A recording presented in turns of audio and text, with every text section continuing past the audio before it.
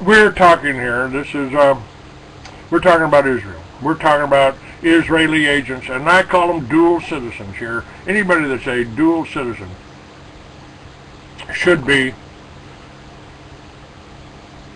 treated like what they are. They're spies. They're spies. They should decide where they want to be. And if you've ever been on the side of Israel, I think that should eliminate you entirely from this. Entirely from this. And now, folks, again, this intelligence, 16 intelligence agencies have reported that Israel is compromising American security. Now,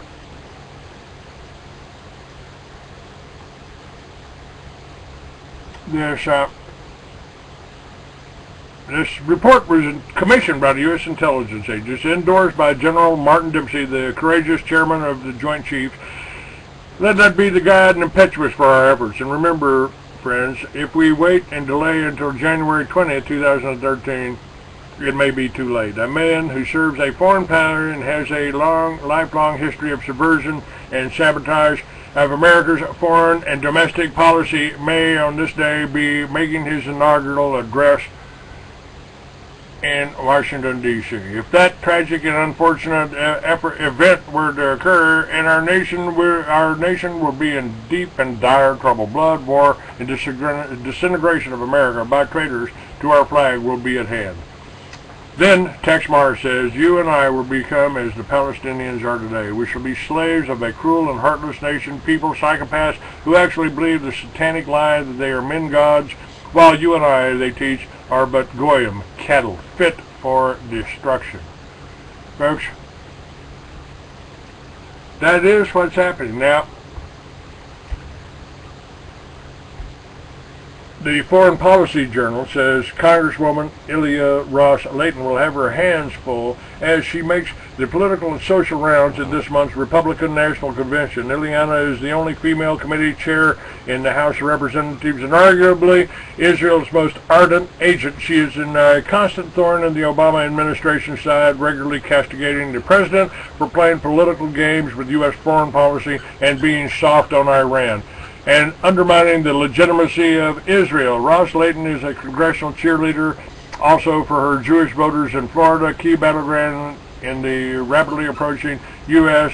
presidential election. More recently, Ross-Layton helped shepherd through Congress yet another bill tightening sanctions against Iran while calling for U.S. military actions against the Assad regime in Syria. The Congresswoman's efforts will likely not be on pushing the Republicans' talking points regarding her party's nominee Mitt Romney, the former moderate Massachusetts government, who she is aware is unlikely to win the White House, nor, according to the source at the Democratic National Committee, to be held the week of September 3rd in Charlotte, North Carolina, will Ilyana be spending much time with or promoting Mitt's running mate, Congressman Paul Ryan, and Ayn Rand, follower, regularly tells audiences that Ayn Rand's teaching have been one of the most profound philosophical influences in my life, well, except for religion and abortion, as Ayn, who passed away in 1982, was an avowed atheist and strongly pro-abortion,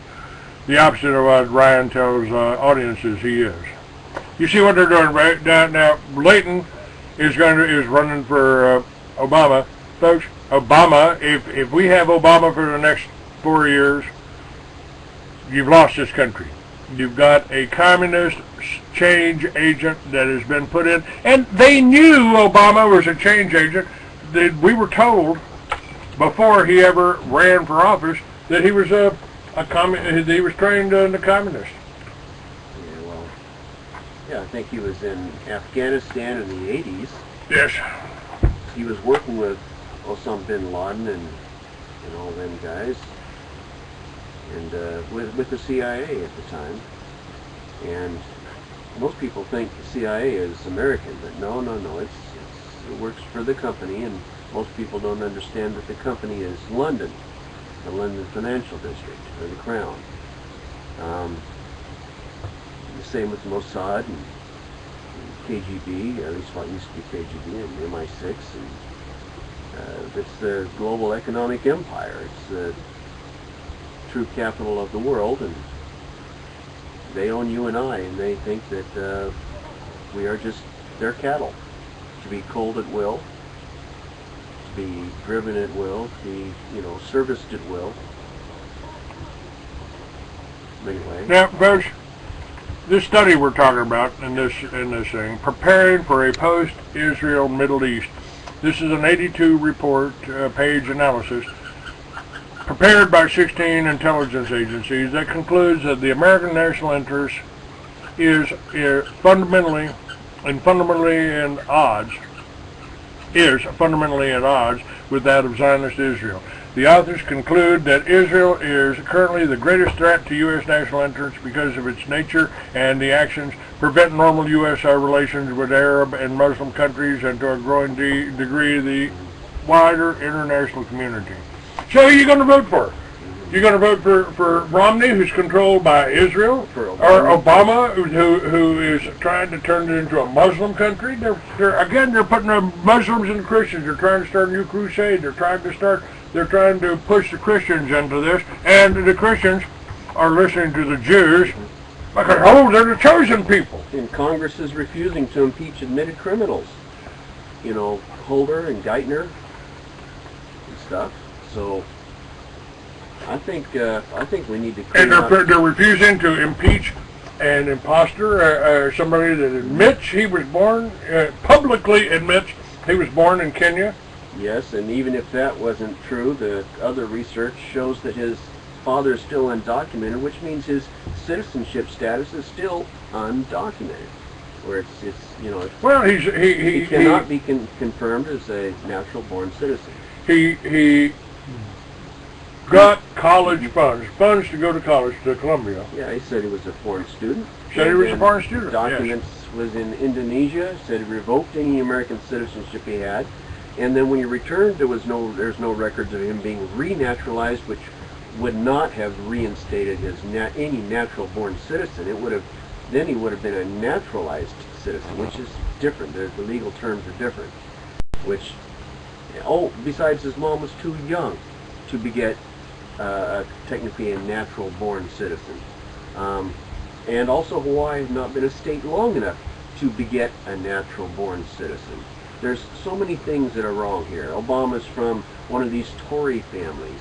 It was a primary shareholder family of the British East India Trading Company from, the 1600s, 1700s, 1800s, whatever. The Bushes are an old banking family from 14th century Germany that went to Amsterdam and then London, and then they came to America as Tory families, running slaves and drugs and stuff like that, and tea into America.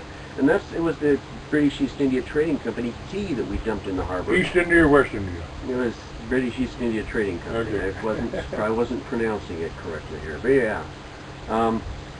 So it was those Tories in 1770. Well, they're the ones. They're the ones also that it was again a British family that financed the opium wars and right. they ran the opium into China, and they're doing the same thing us. Somewhere around here, I'll find it when we straighten up here, if that ever happens. Happen in a couple of days. Mm-hmm. They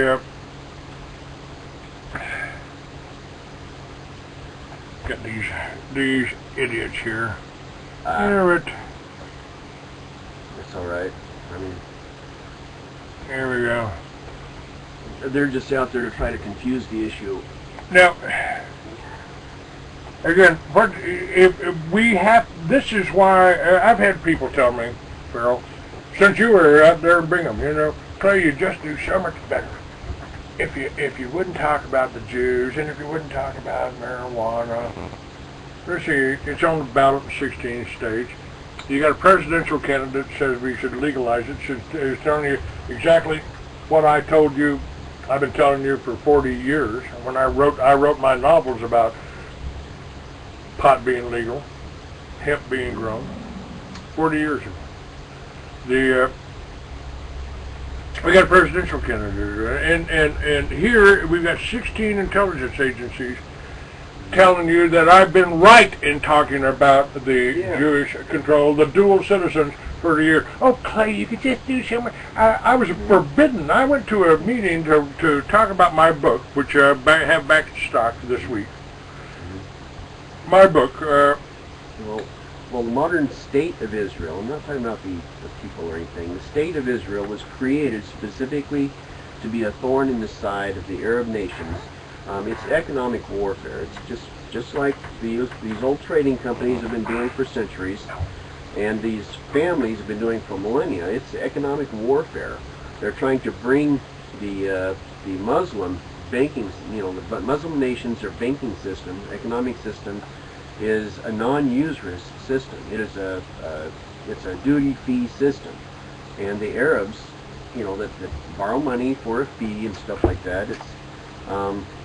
They prosper instead of the banks themselves prospering, like in the usury system. Like Rothschilds wants that chunk of economy, so they created this state of Israel with its policies and everything specifically set up to be a thorn inside, to irritate all of the nations around them, destabilize them, so that at a certain point in time, the world would crumble into warfare. And then whenever the London was raiding all of the other economies of the world, then it could set this into warfare, and then it basically upset the economic table. They would create a new economy. All of their supporters would slide over into the new economy.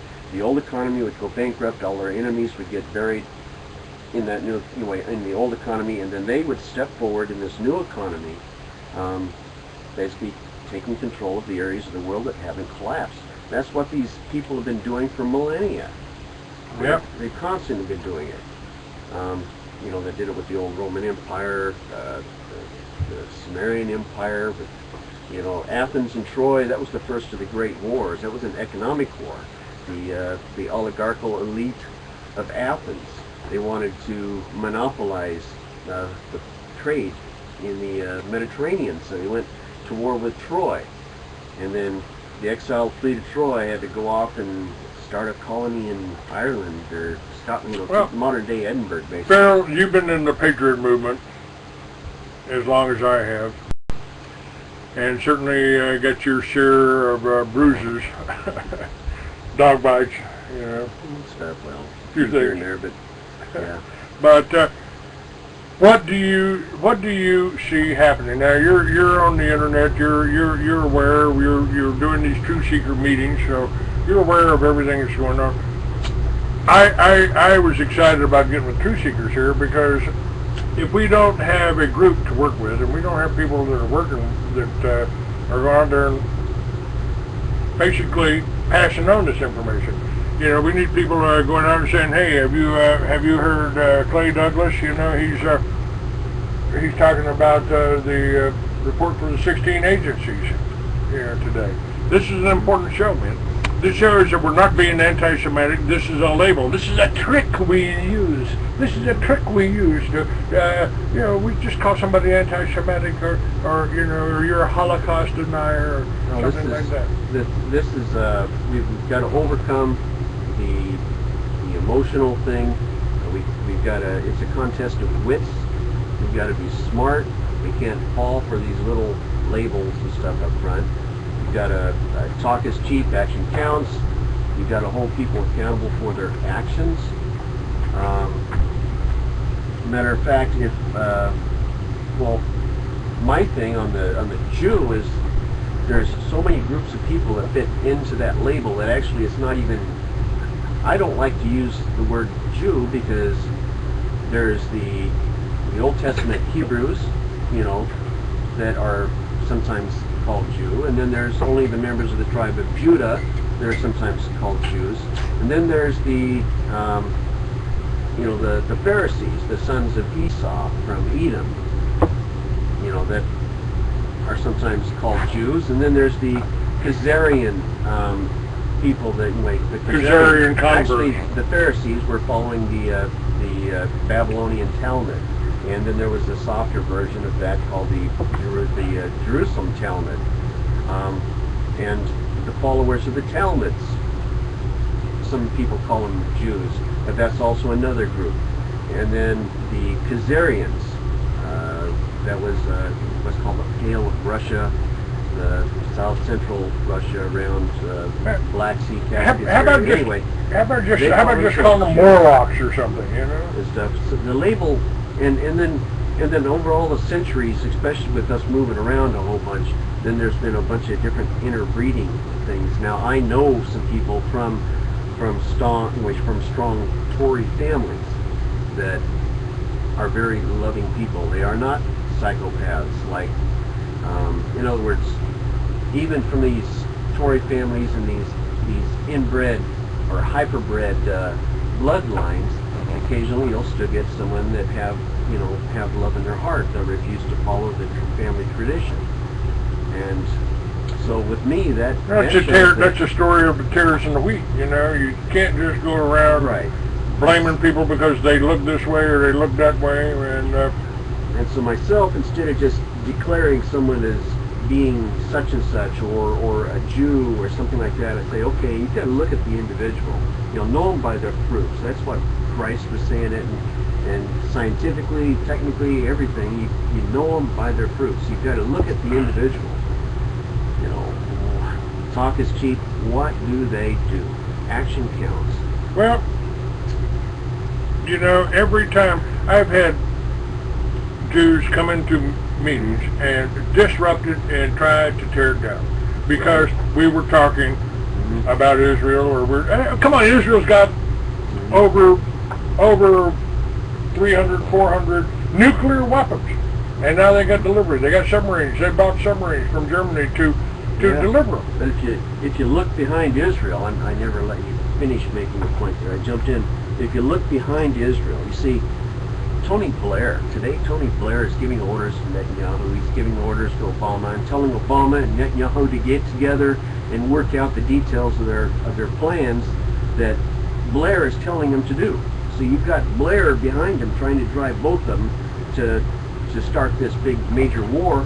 Just a few months ago, was it Tony Blair or was it somebody else declared that we now have 6 billion people, too many people in the world that we need to do a mass culling.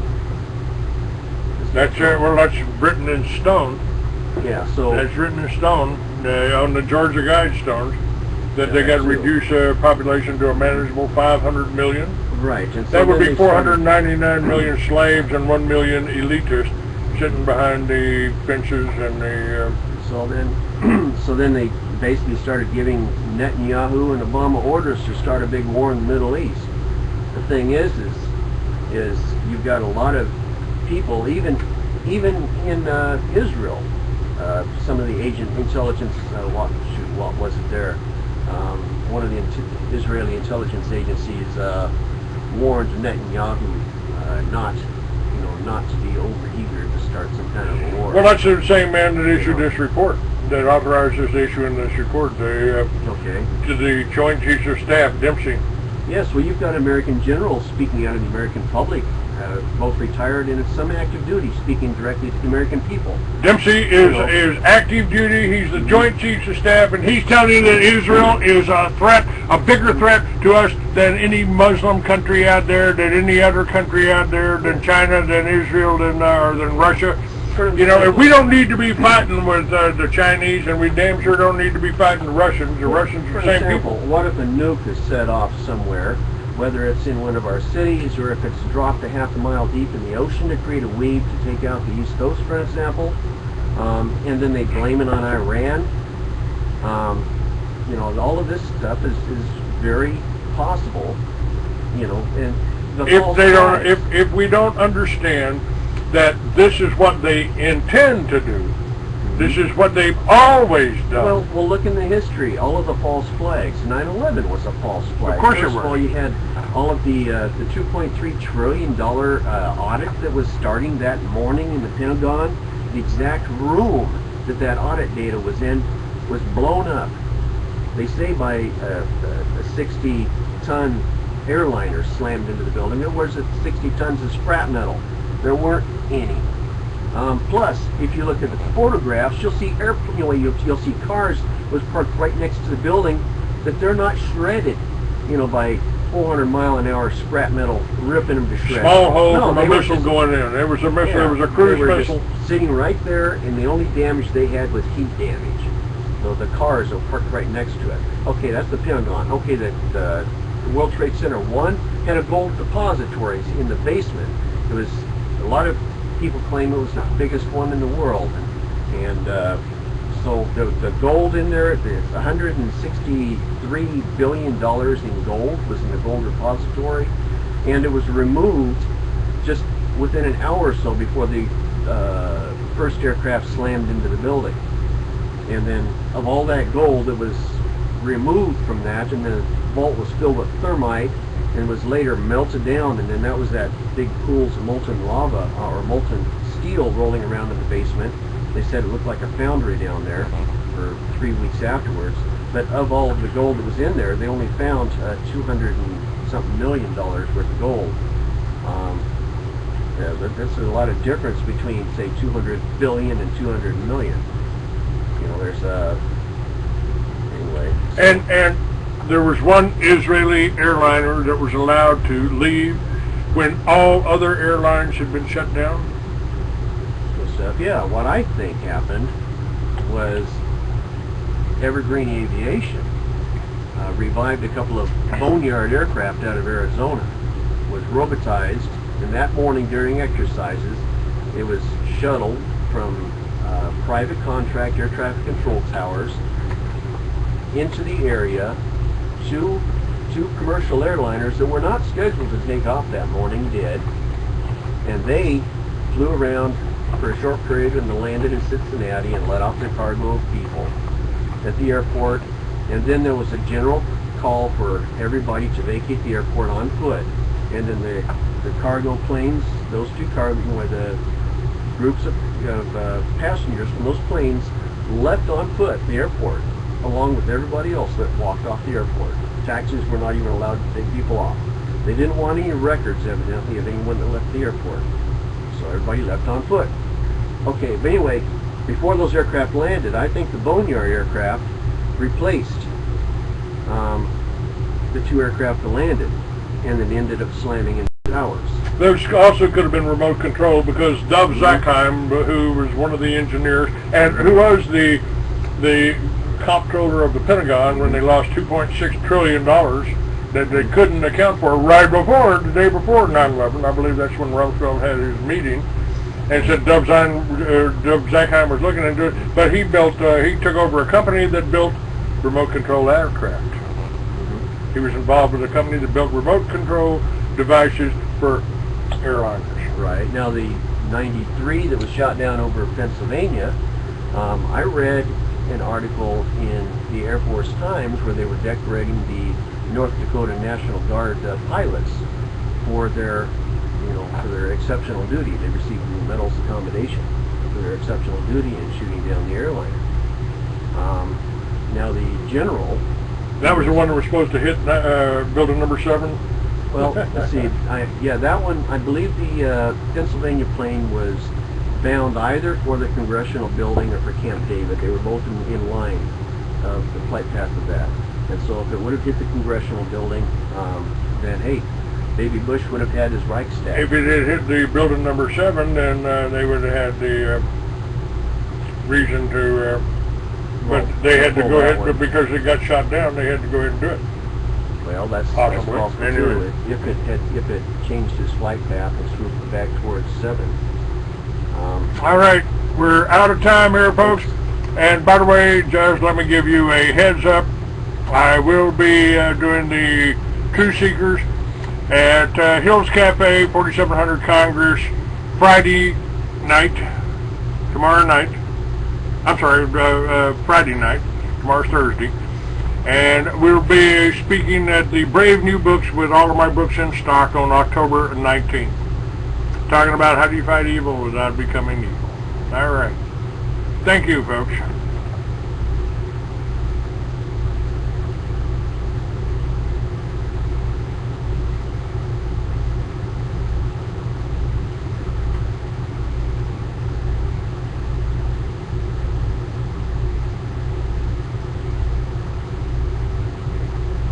Yeah, I'm hoping I was